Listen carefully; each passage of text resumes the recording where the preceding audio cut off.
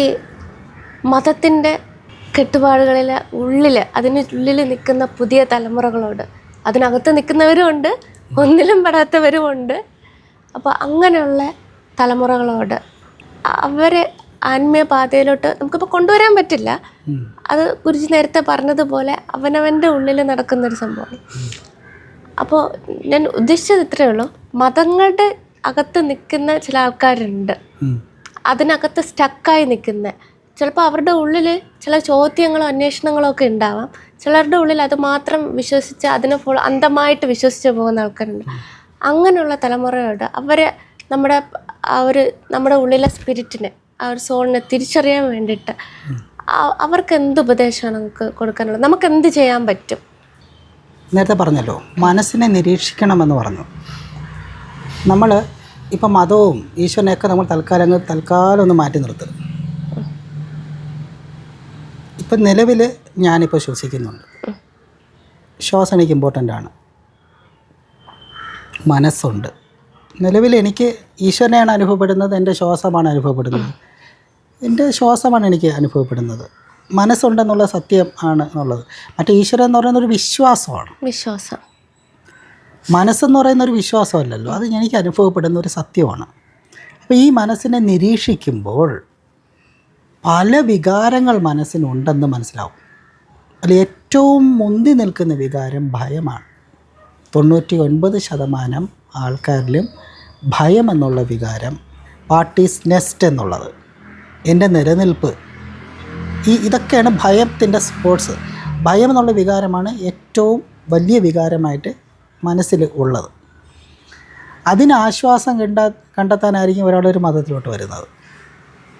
ഇനി യവന് അതിൽ നിന്ന് ചിലത് കിട്ടുന്നില്ലെന്ന് വിചാരിക്കുക, അടുത്ത ഭയം എന്താണ്?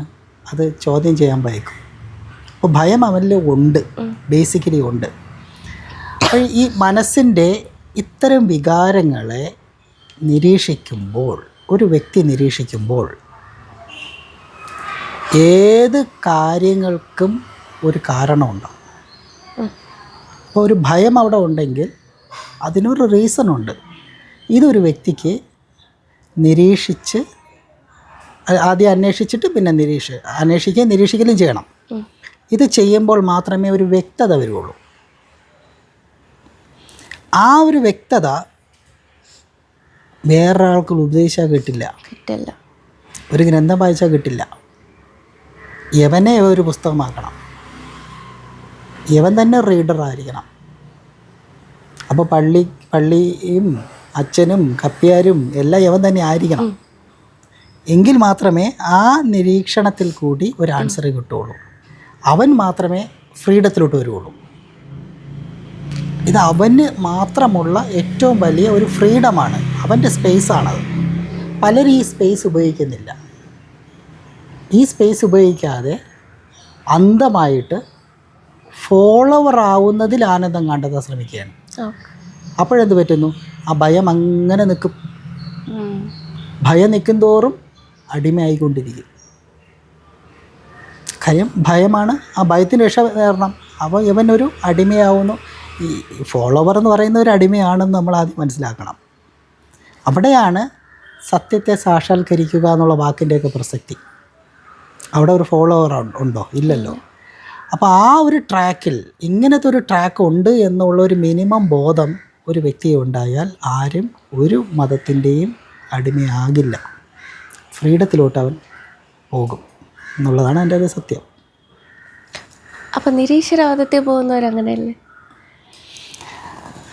നിരീശ്വരവാദം എന്ന് പറയുന്നത് ഓരോരുത്തർക്കും ചിന്തിക്കാനുള്ളൊരു ചോയ്സ് ഉണ്ടല്ലോ. ഇപ്പം നിരീശ്വരവാദം പറയുന്നത് നിരീശ്വരനില്ല എന്ന് പറയുന്നു. പിന്നെ എന്താണ് ഉള്ളത് എന്നും കൂടെ പറയാൻ ബാധ്യത ഉണ്ട് അവിടെ. പിന്നെ ഉള്ളത് ഇവിടെ എന്ത് എന്നുള്ളത്, ആ എന്താണ് ഉള്ളതെന്ന് പറയുമ്പോൾ ആ ഉള്ളതിനെ ക്രിയേറ്റ് ചെയ്ത അവനാണോ? ആ ഉണ്ടെന്ന് പറയുന്നതിൻ്റെ ഭാഗമാണ് അവൻ. അപ്പോഴവിടെ എന്താണ് യവ എന്താണ് ഉള്ളതെന്ന് പറയുമല്ലോ, യവന് ശേഷം ആ ഉള്ളത് അവിടെ ഉണ്ടല്ലോ. അപ്പം അതിൽ നിന്ന് തന്നെ നിരീശ്വരവാദം പോയില്ലേ? അങ്ങനെ അപ്പം അതില്ല എന്ന് പറയുന്നതിൽ കാര്യമില്ല. എന്താണ് ഉള്ളതെന്ന് പറയണം. നീ പറയുന്ന ഉള്ളത് നീ പോയാലും ഉണ്ടാവുമോ എന്ന് ചോദിക്കണം. തീർന്നു. ഇനി മുമ്പോട്ടുള്ള അങ്ങയുടെ പ്ലാനുകൾ എന്താണ്? അതായത് മുന്നോട്ടുള്ള ആത്മീയ ജീവിതത്തിൻ്റെ ഒരു എന്തൊക്കെ ആയിരിക്കണം എന്നുള്ളൊരു ഇതുണ്ടാവുമല്ലോ മനസ്സിൽ. ഇനി അങ്ങോട്ട് എൻ്റെ സ്പിരിച്വൽ ജേണി ഇങ്ങനെ ആയിരിക്കണം.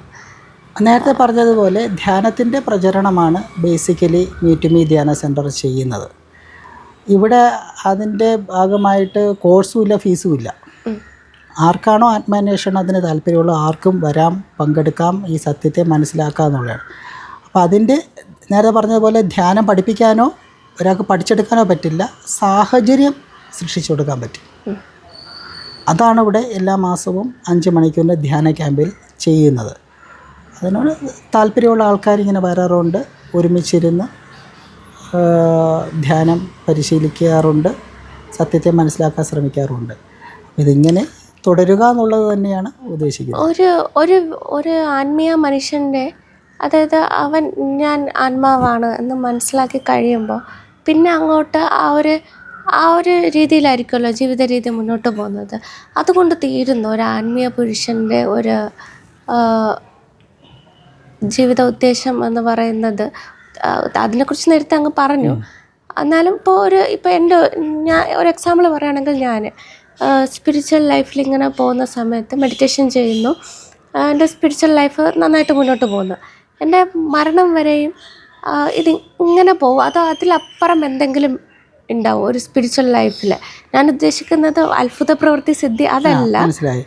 ഇതിങ്ങനെ പോയി മരിച്ചു പോകുന്നു ലാസ്റ്റ് അവസാനം, അല്ലെങ്കിൽ ചില ആൾക്കാർ സമാധി എന്ന് പറയുന്ന അവസ്ഥയിലോട്ട് പോകുന്നു. ഇതിലപ്പുറം എന്താണ് ഒരു സ്പിരിച്വൽ ജേണി എന്ന് പറയുന്നത്? ഇത്രയേ ഉള്ളൂ? അത് ഇതാണോ? ആ ഒരു പരമാനന്ദത്തിൽ ലയിച്ചിരിക്കുന്നതാണോ? അതോ അതിലപ്പുറം എന്തെങ്കിലും നമുക്ക് ഈ സമൂഹത്തിന് വേണ്ടി ചെയ്യേണ്ടതുണ്ടോ? നമ്മുടെ അതിനെക്കുറിച്ച്. അതായത് നേരത്തെ നമ്മളൊരു വാക്ക് പറഞ്ഞല്ലോ, ജീവൻ, ജഗത്ത്, ഈശ്വരൻ. ഇത് മൂന്നും നമുക്ക് ഫാക്റ്റ് പോലെ തോന്നും. പക്ഷേ ഇത് ഒറ്റ ഫ്രെയിമിലാണ്, ഒറ്റ ഡയമെൻഷനാണ് ഇത്. പക്ഷെ നമുക്ക് ജീവൻ വേറെ, ഈശ്വരൻ വേറെ, ജഗത്ത് വേറെയും തോന്നുന്നത് നമുക്ക് നമ്മുടെ മൈൻഡ് അതിൻ്റെ ഇടയിൽ നിന്ന് അതിനെ ഇൻ്റർപ്രറ്റ് ചെയ്യുന്നതുകൊണ്ടാണ്. അപ്പോൾ ഈ മൂന്നായിട്ടാണല്ലോ ഫീൽ ചെയ്യുന്നത്. വേദാന്തത്തിലൊരു വാക്കുണ്ട്, ത്രിപുടി എന്ന് പറയും. അതായത് സിയർ, സീയിങ് ഓബ്ജക്റ്റ്, അതായത് കാണുന്നവൻ, കാണപ്പെടുന്ന വസ്തു, കാണുന്ന പ്രോസസ്സ്. ഇത് മൂന്നായിട്ടല്ലേ നമുക്ക് ഫീൽ ചെയ്യുന്നത്.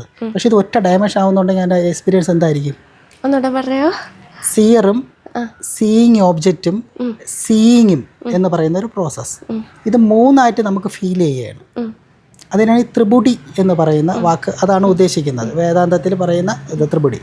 ഈ ത്രിപുടി ലയിക്കണമെന്നാണ്, ഒറ്റ ഡയമെൻഷൻ ആവണമെന്നാണ്.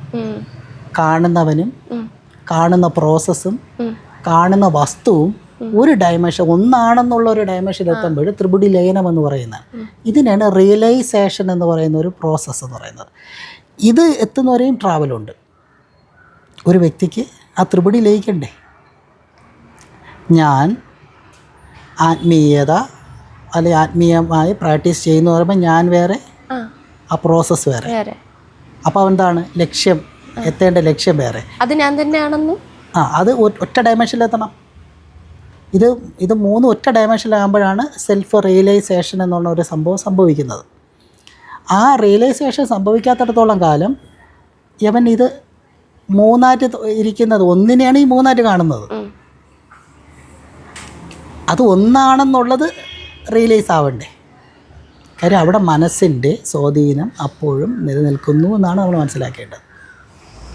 അപ്പം അവിടെയാണ് അതിനെ നിരീക്ഷിച്ചിട്ട് അൾട്ടിമേറ്റിലോട്ട് നമ്മൾ എത്തേണ്ടത്. മനസ്സ് ലയിക്കുന്ന ഒരിടമുണ്ട്.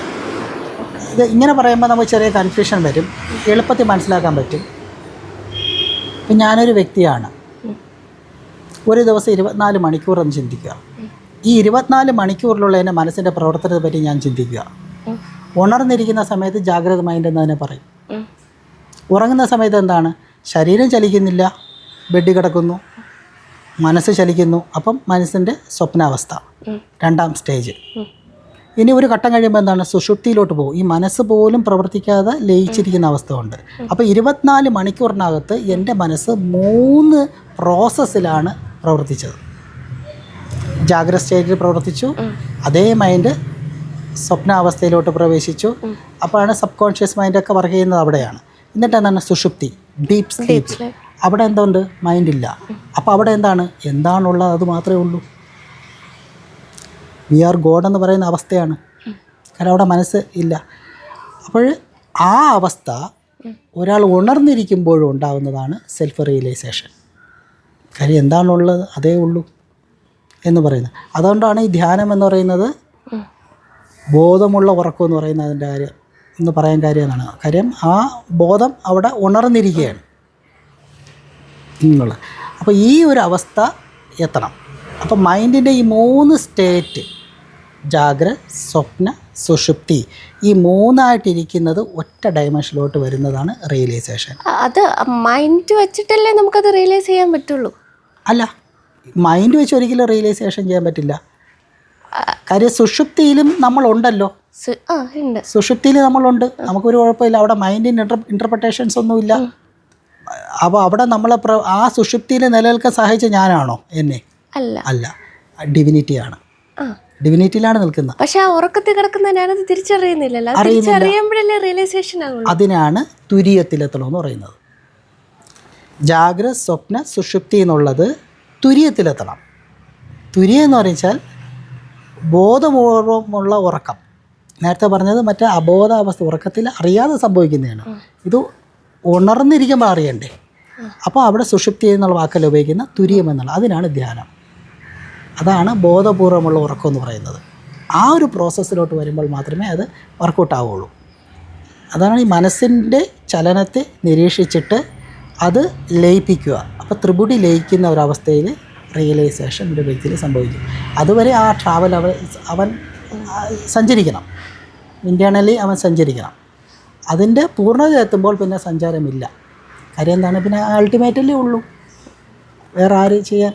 ഒന്നും ചെയ്യാനില്ല, നേടാനില്ല, ഒന്നുമില്ല. അപ്പോൾ ആ ചോദ്യം ക്ലിയർ ആയെന്ന് തോന്നുന്നു.